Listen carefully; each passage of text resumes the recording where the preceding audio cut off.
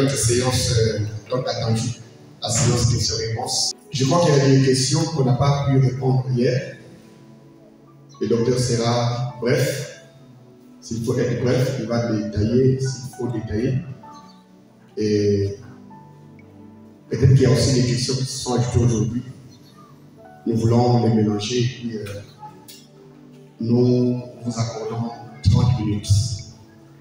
J'aimerais qu'on ajoute encore des questions pour que les docteurs puissent répondre une bonne fois. La première est celle-ci. Quand le docteur a prêché, il a beaucoup insisté sur la formation du cheval. Aujourd'hui, quand nous voyons l'Église, la majorité de ceux qui font service, nos sœurs ont des copains déjà dans la fornication, nos frères ont des copines.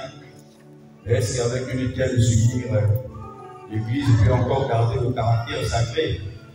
Ou encore il faut refaire tout à zéro? Parce que tant que la formation sera toujours là, peu importe comment on va former les gens, tout sera toujours multiplié par zéro. Donc qu'est-ce qu'il faudrait faire face à ce dilemme que nous avons? La deuxième est celle-ci. Déjà, le docteur a beaucoup insisté aussi sur la place du Père, son autorité. Mais quand le Père lui-même est dépourvu de puissance, de relation avec Dieu, l'enfant se sent en insécurité. Et l'enfant essaie de s'éloigner pour éviter d'être contaminé par le désordre de la santé spirituelle du Père. Que fera alors cet enfant-là face à une telle situation? Aujourd'hui, j'ai essayé de regarder, j'ai essayé de faire mon constat. La plupart de ce que nous appelons pères ici, ils ne sont pas en bon terme avec leur père. Il y en a qui disent, je peux faire des croisades, des conférences, je n'inviterai jamais mon père. Bon, toi et ton fils, tu es sous un père qui a brisé l'alliance avec son père. Qu'est-ce que tu peux faire? Quand le père constate que le fils est déjà touché sur quelque chose ou bien sur quelques points de sa vie, qu'est-ce que le fils doit faire ou bien le père doit faire pour récupérer ce fils?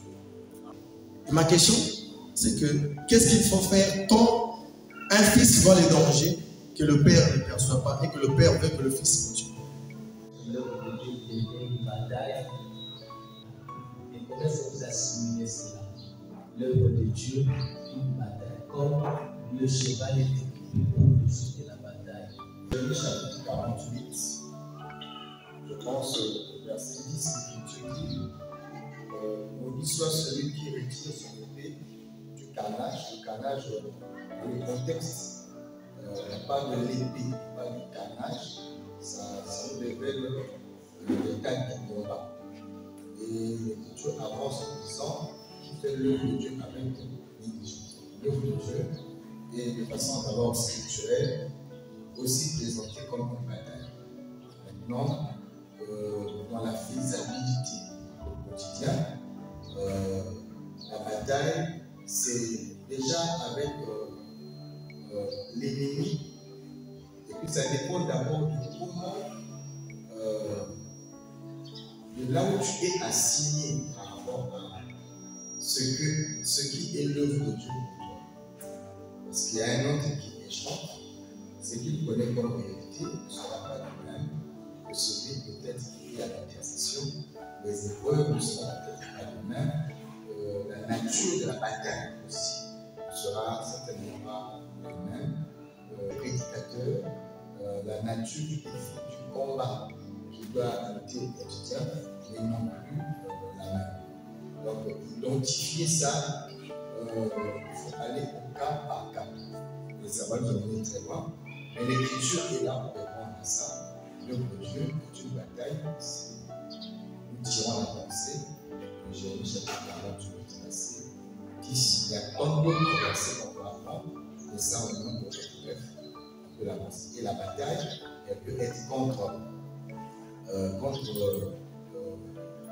son homme ancien, parce que l'homme ancien est le premier ennemi qui combat celui qui s'engage au service. L'homme ancien, il convaincre, c'est une bataille. Il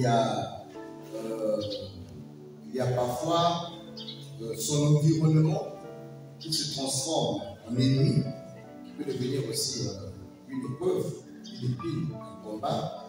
Ça peut être le malin que tu affrontes, surtout pour celui qui prêche la parole, qui doit retirer les armes d'une certaine position ou d'une autre. Et quand tu vas essayer de protéger les armes, tu vas rencontrer les loups, tu vas rencontrer le lion, tu vas rencontrer l'ours, et tu affronteras le lion et l'ours pour sécuriser la vie des armes. Je prends un exemple simple. Il y a une arme qui a été envoûtée pour la sorcellerie, pour peut-être une exécution quelconque. Donc toi tu viens, l'esprit te révèle ça. Il faut prier pour anéantir ce complot satanique que parfois certains membres de la famille avaient déjà acté, payé même. Maintenant, il faut prendre l'exécution, toi tu viens intercepter et tu viens délivrer la personne.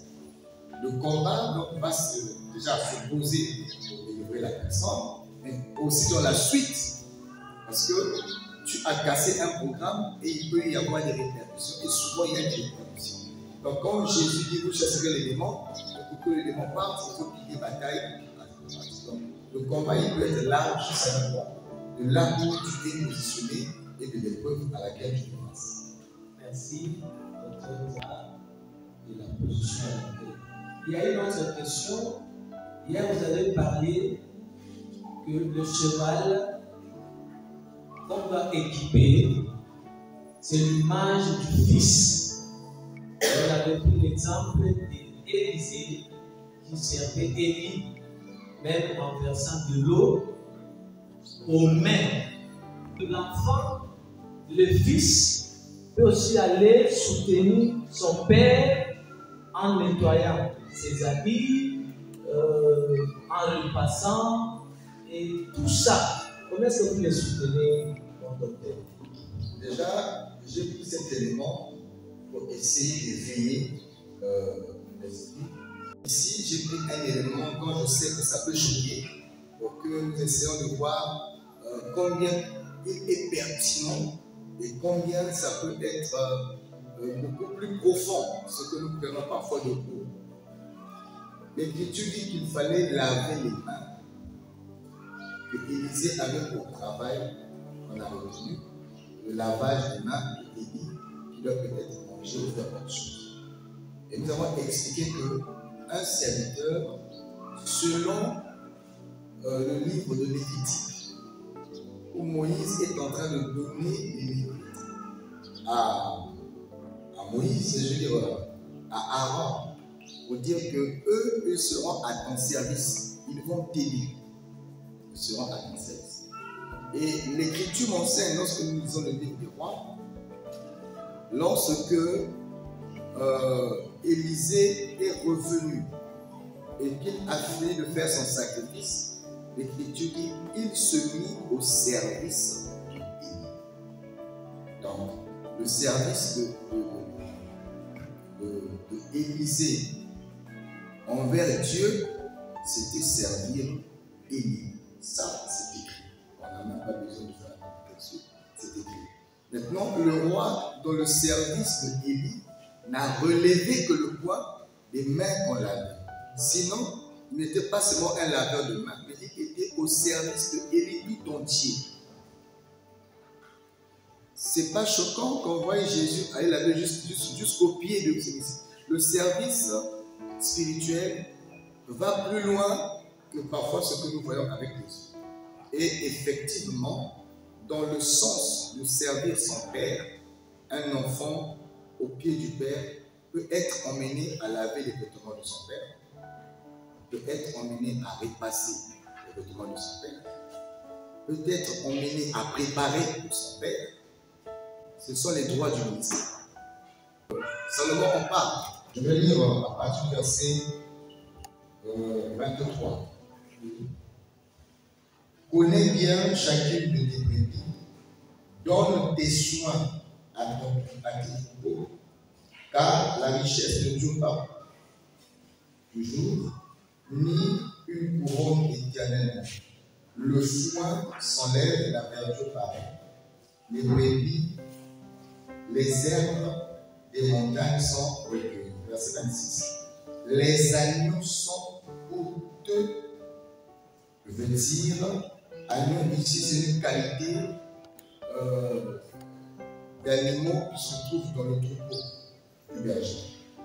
Et là, on parle au berger que les agneaux sont pour te vêtir, les boucs pour payer le champ. Donc, on voit par le champ le lieu de service, le lieu de travail, l'activité.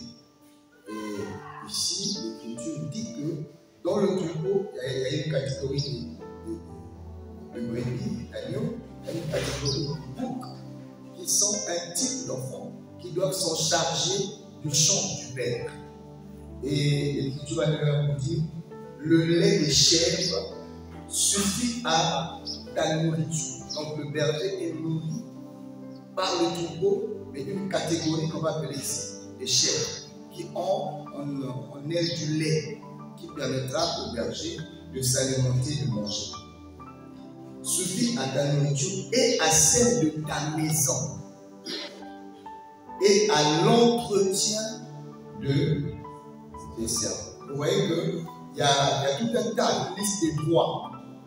Une liste des droits que l'enseignement dispose en faveur de celui qui héberge, celui qui paie le tout.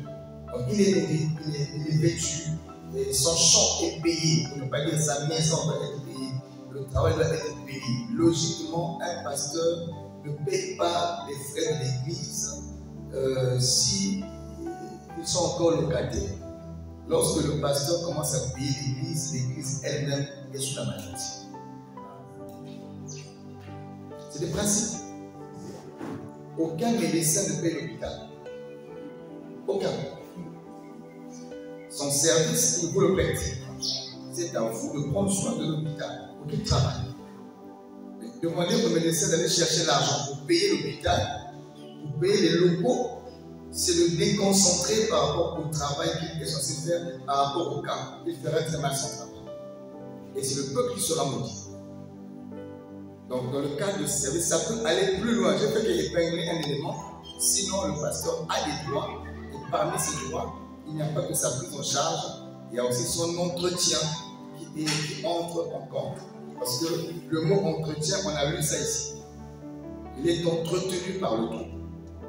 Et ici, le troupeau, ce sont des humains, mais qu'on identifie à certaines espèces d'animaux. Parce que la brebis, lorsqu'on la bien nourrie, elle pousse beaucoup de poils. Et les poils, là, ça vient jusqu'à fermer les yeux de la brebis. Donc, il faut que le berger vienne tondre la brebis pour enlever le surplus sur ses poils. Et ce surplus-là, c'est ce qui va permettre au berger de faire la laine qu'il va s'habiller avec quand le froid viendra la nuit, on ne va garder la brebis qui dort. Non, aujourd'hui, quand on prend la tondeuse pour essayer de tondre la brebis, il y a des brebis qui parlent, qui fuient même. Une brebis qui dit non, la brebis ne crie pas. Et il y a des brebis qui deviennent égarées parce qu'elles n'ont pas permis aux bergers de tondre les poils de leurs yeux. Et la richesse leur a conduit à l'aveuglement et à la cécité. Et aujourd'hui, beaucoup ont fait le phage pour ne pas vouloir offrir à son père. Et c'est une faute. Il y en a qui sont malades parce que leur mamelle il y a trop de lait. Et elles ne veulent pas que le berger presse un peu. Quand le berger s'approche, vous savez qu'il voit et quand s'approche, c'est la fin du mois. La chair aussi. Le vrai problème de l'église, pour nous, c'est pas le chacinage. Même s'il est marié, ça ne doit pas empêcher aux enfants de Dieu d'être bénis. Parce que l'homme de Dieu est l'homme bénéfique. Même s'il travaille, continue à le nourrir, que son travail ne nous empêche pas à s'aimer dans son ministère. Il y a une question, ils étaient célibataires. Que faire pour les fils qui sont mariés? Est-ce qu'ils peuvent faire tout ce que vous avez énuméré ici? Que son mariage ne l'empêche pas à rester fils. Vous savez, quand on veut trop emmener les logiques sociales dans l'église, on utilise.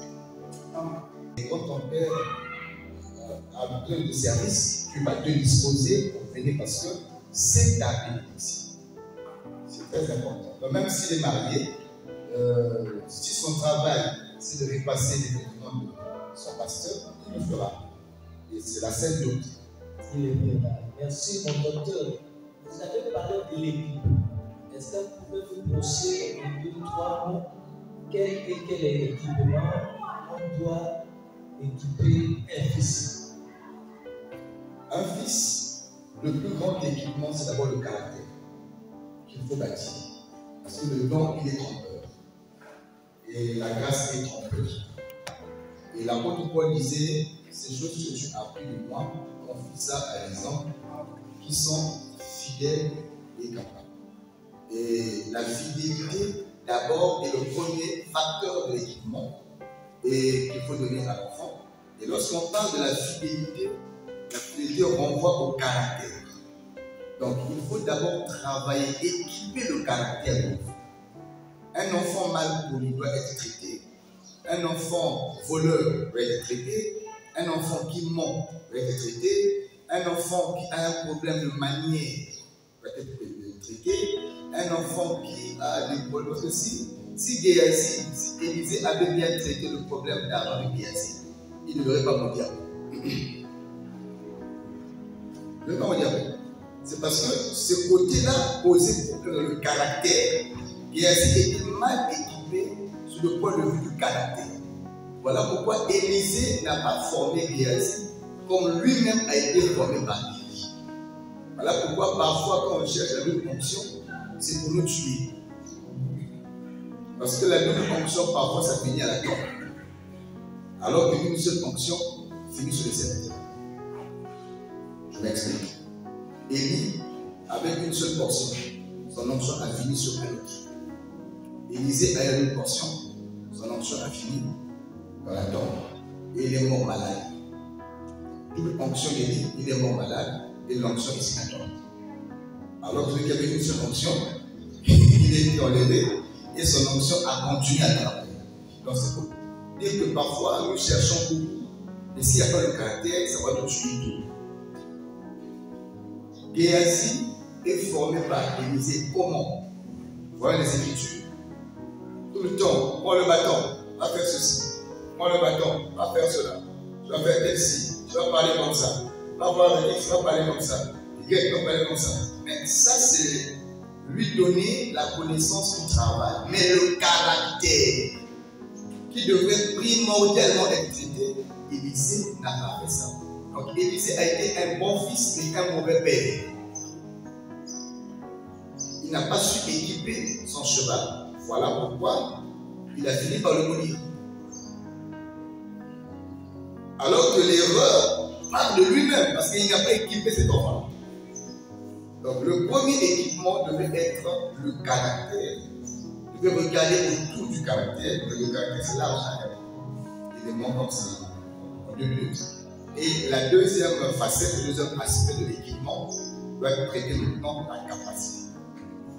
C'est là où maintenant on commence à lui montrer le bâton, travailler sur l'endurance, compléter les atouts qui le manquent.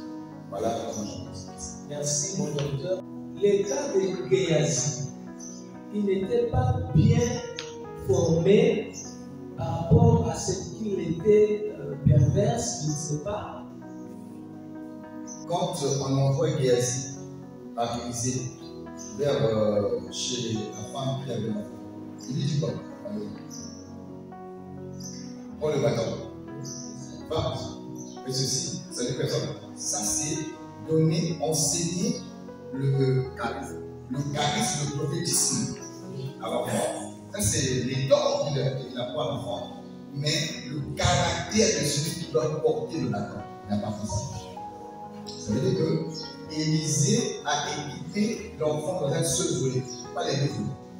Il a traité la capacité à aller faire réveiller un enfant. Donc c'est la puissance. Il s'est investi en termes de capacité, de puissance. Or, son père n'a pas appris ça. Son père l'a appris à le servir lui. La capacité, c'est le père qui a dit la chose.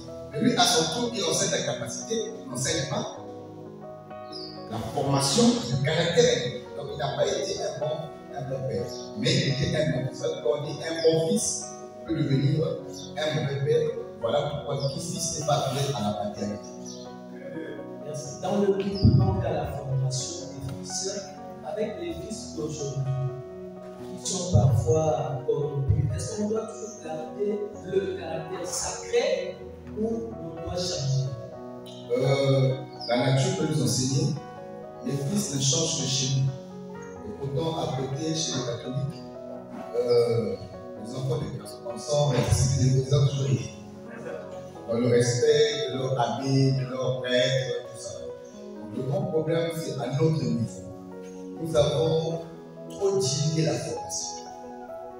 On a peur que ces enfants-là nous fuient. On a peur qu'ils puissent raconter. Non, frère, nous sommes appelés pour leur former. Et un cavalier qui n'a pas le fouet dans sa main, le cheval va l'emmener.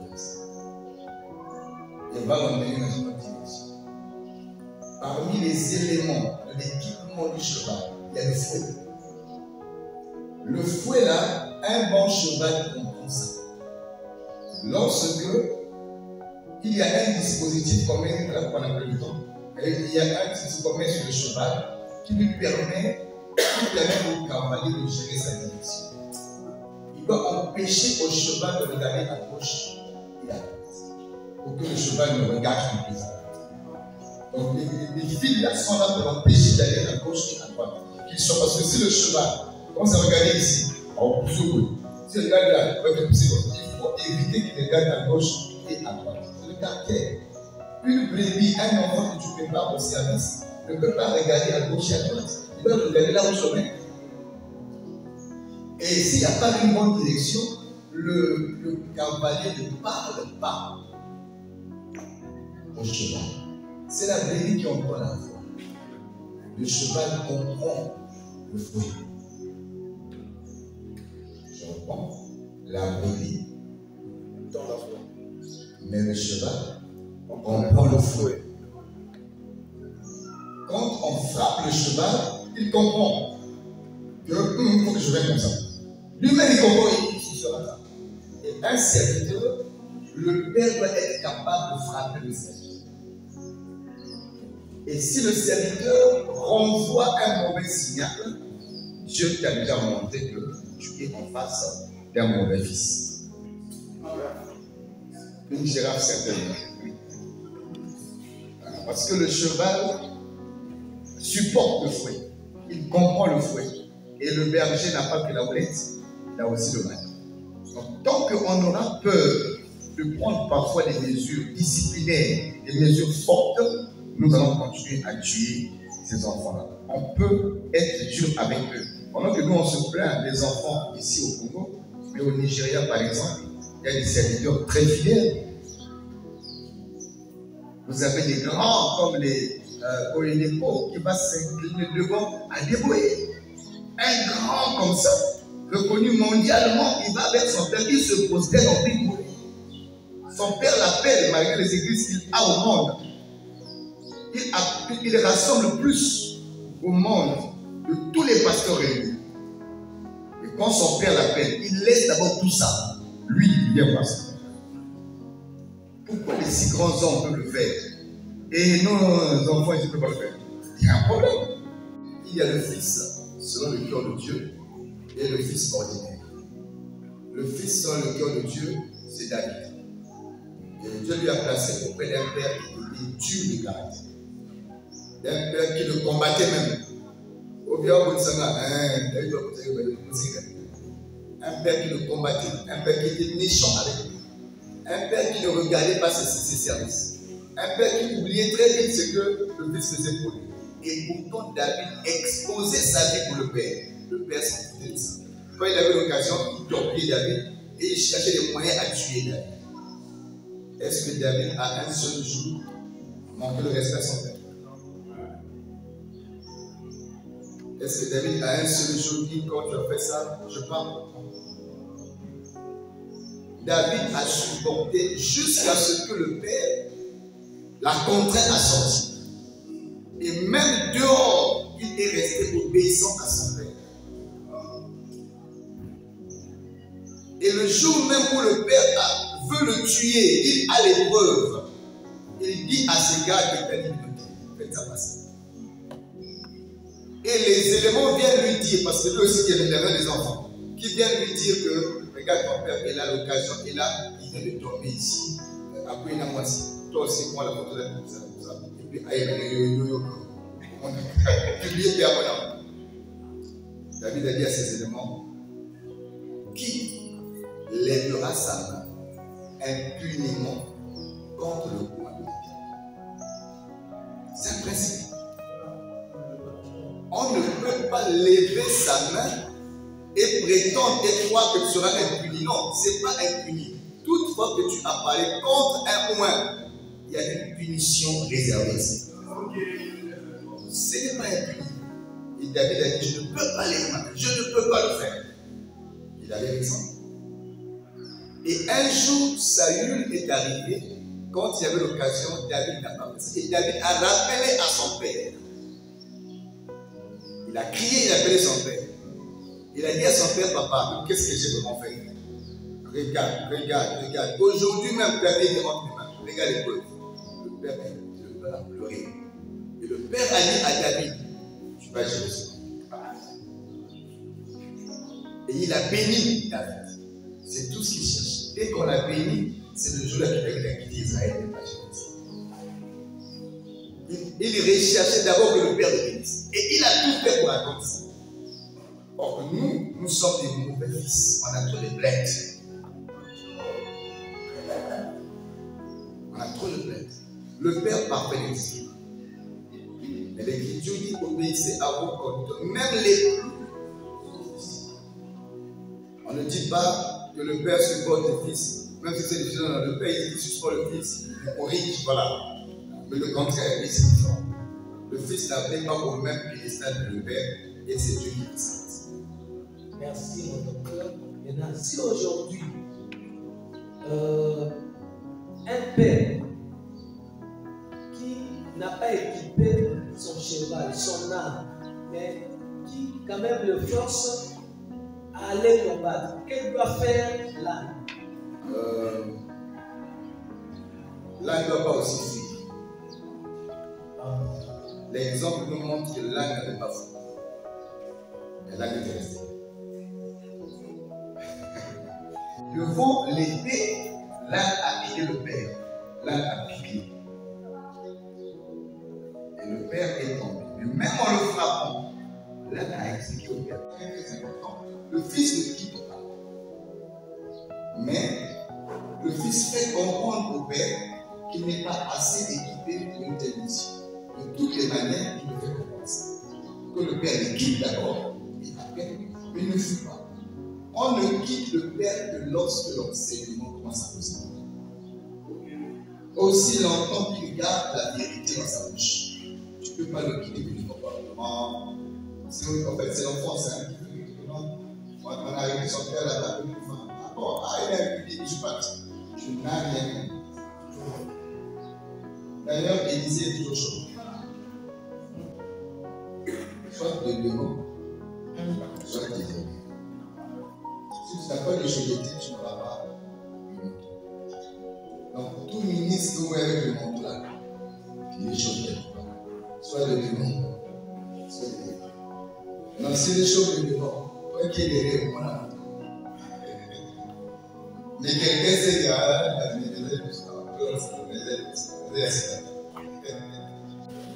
la faiblesse du père est un sujet d'intercession. Amen. S'il n'adore que Dieu, il devient un casque de soit là, ça devient autre. C'est lui-même qui a la foi. Là, tu n'as plus le choix que de prier et Dieu, ton père a décidé. Il ne change pas. Il reste là. Elle n'est pas fou. C'est pas. Il n'est pas boiteux. C'est pas. Tous les pères sont pas là. Parce que si moi il se parle bien, dans le travail de l'âme, c'est la faiblesse de Christ. le cheval est équipé pour le jour de la bataille. Ça, c'est un principe. Au cas où le cheval est déjà envoyé au champ de bataille sans être équipé, à ce moment-là, que faire? Rappeler le cheval pour qu'on. Alors d'abord, au cas où il n'est pas touché. S'il n'est pas touché, et si le cavalier aime son cheval, il va le faire. Il est équipé pour le voyage. Très vite. Tu as envoyé un frère là-bas, vers le cheval. Tu sais qu'il est compétent. Mais appelle à Dieu, je le plainte. Sois rapide, parce que si tu ne le fais pas, quelqu'un d'autre le fera. Ce sera le diable. Rattrape-le très vite, ramène-le très vite. Ce n'est pas un péché de récupérer une charge. Tu arrives à la cellule. S'il y a quelqu'un, il n'y a personne pour mettre là, merci. Ramène tout le monde. S'il n'y a personne pour faire ça, il n'y a que lui. Mais tu vois son incompétence encore. Alors, ferme et ramène-le à la maison. Sauve-le et sauve ceux qui sont autour de lui. Équipe-le davantage. Non, si tu sens qu'il y a un autre enfant qui peut le faire, alors remplace-le. Lui, équipe-le encore davantage. Tu ne le jettes pas, mais tu lui ajoutes encore. Mais non, si le cheval est touché, le jour de bataille, c'est qu'il est parti dans ma main. Donc après l'arrivée, déjà il y a 205. Le vrai compétent.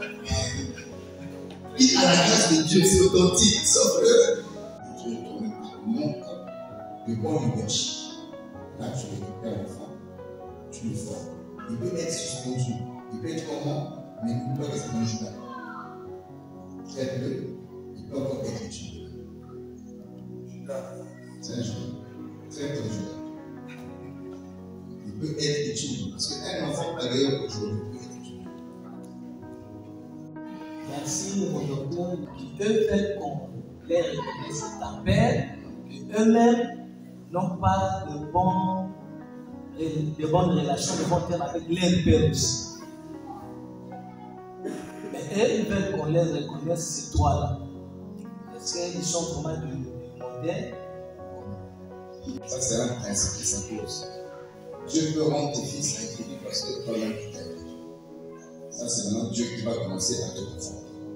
Mais pour les fils, n'entrez pas dans le jugement de Dieu sur son serviteur.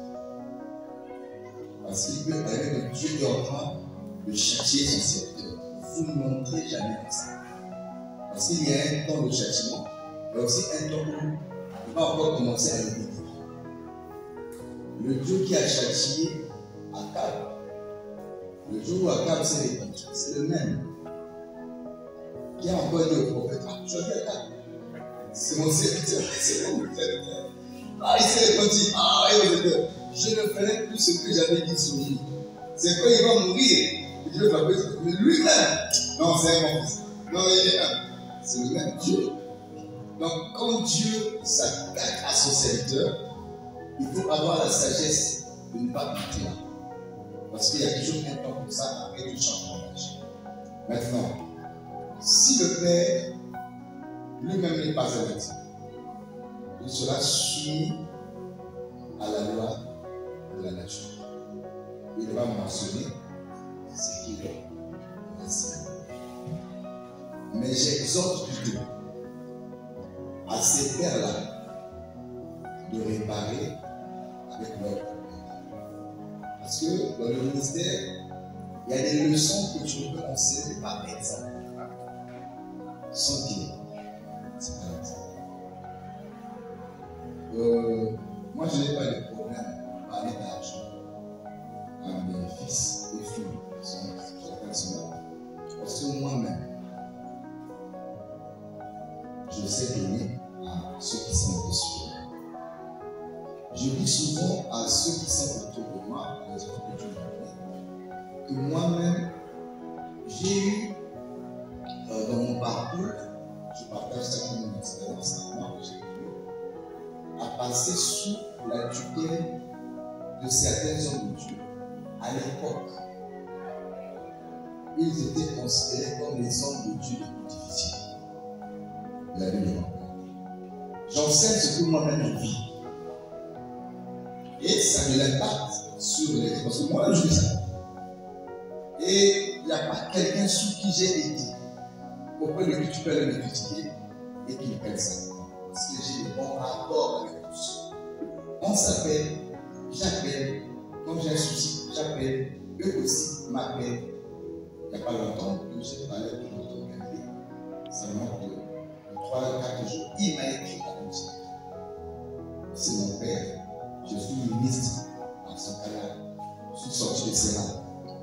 Il est loin, je suis loin, mais on est en bon. Merci mon docteur pour votre temps. Je voudrais ici vous remercier et merci aussi de l'auditoire. Est-ce que vous pouvez conclure en 2 mots par rapport à l'enseignement de lundi jusqu'aujourd'hui samedi? Le conseil que je peux donner à tous les serviteurs, chacun à son niveau. Quelqu'un peut être père pour un troupeau et être fils aussi dans un autre troupeau. David est le berger d'Israël, et quand lui-même dit L'Éternel est mon berger, lui-même qui est berger, il est aussi brebis quelque part. C'est important de veiller sur sa source, parce que la source garantit la longévité. Quand la source est touchée, peu importe comment l'eau est douce, avec le temps, l'eau va se dégrader. Donc moi j'ai des hommes de frères qui ne sont pas en bon terme avec leur père à penser, ou encore à trouver une solution par rapport à ça. Parce qu'il y a des cas aussi que Dieu a séparés comme ça. Et vouloir remettre ça et faire vraiment autant. Et il y a des serviteurs qui ont la sagesse qui peuvent t'aider, t'orienter à réparer ou encore à te faire connecter à une source qui peut te permettre d'accomplir la mission pour laquelle tu es arrivé. Donc pour ce qui est de l'équipe, il n'y a pas d'équipement sans guide. Je vais donc exhorter aux chevaux que Dieu veut équiper par ses serviteurs d'accepter de payer le prix. Parce que tout ce que nous apprécions aujourd'hui, ils ont payé le prix. Payons le prix. Même Jésus, pour avoir un nom au-dessus de tous les noms, il devait payer le prix. Il est descendu, il a payé le prix. Et c'est quand il a payé le prix qu'il a été en retour souverainement élevé au-dessus. Donc, acceptons parfois la fournaise. Chacun qui porte sa croix, les épreuves font partie de la formation, les humiliations feront partie de la formation. Et comme ce sera arrivé à la fin, ce sera la gloire et la couronne qui sera présente. Voilà ce que je veux dire. En bref, c'est ça en fait le fondement de l'enseignement. L'équipement, la type de cheval, c'est le secteur qui est au pied du père. Le cavalier, c'est le père qui conduit le cheval, qui se connecte au fils qui est le cheval par les équipements. Et l'équipement, c'est ce qui permet au père de se connecter au fils. Ce qui permet au fils de rester soumis au père. Et apprenons, non au père, je vais aussi dire, protégeons les fils. Parce que dans l'équipement, il y a ce qui te permet de conduire le cheval, d'entretenir le cheval et de le garantir, de le garder pour le combat. 3 aspects. Donc, si nous voulons avoir des enfants forts demain, nous avons le soin d'investir dans leur formation. Et la formation, d'abord, c'est pour mieux les conduire, pour mieux les rendre utiles dans la vision, pour les protéger toute une longue vie. Quand tu ne seras pas là, ils vont faire la relève. Ne pas que ton œuvre se tienne haute, et aussi pour assurer leur survie. Parce que si les enfants que nous formons ne survivent pas, nous aurons travaillé. Merci. Merci mon docteur. Merci aussi aux autres conviés. Merci à la Cour de pour la confiance. Je crois que tout a été bien. Est-ce qu'on peut acclamer le Seigneur? Et que le nom du Seigneur soit glorifié. Je m'en vais d'abord remercier tous les hommes de Dieu. Le premier à remercier, c'est Dieu d'abord lui-même. qui a permis que ces enseignements, pendant une semaine, se passent dans le calme, dans la quiétude, dans la tranquillité. Parce que peut-être quelque chose aurait pu interrompre ce programme, mais il a tout fait pour que ça commence et ça se termine en bonté. Amen. Et j'ai béni aussi le Seigneur pour les orateurs. Le docteur Christian n'est pas là, il est à une autre conférence. Et que le Seigneur le bénisse abondamment pour leur temps disposé. Et aussi à mon frère, mon ami, le docteur Klitz. Tous les hommes de Dieu pour votre soutien. Multiforme. Il y a des gens qui ont prié pour ça. Il y a aussi des gens qui ont soutenu financièrement. Et rien que votre présence, c'est aussi notre soutien. Parce que vous avoir, pouvoir laisser les préoccupations depuis mardi, ça fait plus d'une semaine. Venir s'asseoir, parce que c'est plus facile quand c'est toi qui parles, quand c'est toi qui prêches. Mais t'asseoir, écouter. Vraiment, je loue votre humilité, je loue vos qualités, et nous croyons que tous ensemble, on fera des grandes choses. Et nous, le Seigneur soit béni.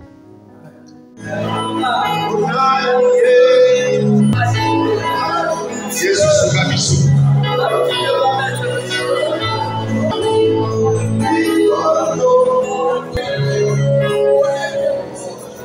voulons prier pour le ministère de nouvelles. Nous voulons bénéficier d'une onction nouvelle après.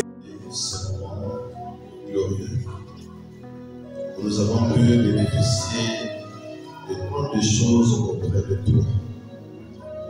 Oui, ça n'a pas été pour nous un temps bénéfique. Nos appels sont différents, même si c'est un même objectif. Et les grâces que Dieu a départies à chacun de nous, elle est différente aussi. Amen. Et voilà pourquoi nous devons reconnaître les autres. Ça n'annule pas ce que tu es. Ça ne te diminue pas, mais plutôt l'onction qui travaille dans l'appel d'un autre, si tu l'acceptes, elle vient vers toi. Et c'est ça la bonne portion. Regardez, si tu reconnais ce que l'autre est, tu l'acceptes et ça s'ajoute à ce que tu as mis en toi. Amen. Alors nous bénissons l'apôtre qui a organisé, nous bénissons ces merveilleux orateurs, ces grands orateurs. Je les aime, même s'ils ont un langage difficile. Oui, mais nous avons un langage difficile. Pourquoi je m'arrange toujours quand je parle, je regarde l'auditoire qui est en face de moi en fait. Et là, ils ont parlé parce qu'ils ont parlé au ministre. Et ce langage, les enfants ne pourront pas connaître. Ils ne peuvent pas comprendre. Parce qu'il y a écouter et comprendre. Ils peuvent écouter, mais ils ne font pas comprendre. Amen. Donc, il faut associer à ces docteurs des apôtres, des évangélistes qui vont ramasser ce qui a été cacheté pour déposer au peuple de Dieu. C'est parce qu'on n'a pris que les docteurs. Il fallait associer à ces docteurs des évangélistes capables de comprendre le langage connu et de déposer au peuple. Grâce gloire s'en à Dieu parce qu'ils ont parlé au ministre. Décoder le langage, diminuer pour que les enfants de Dieu comprennent. Amen. Amen. Que Dieu soit loué.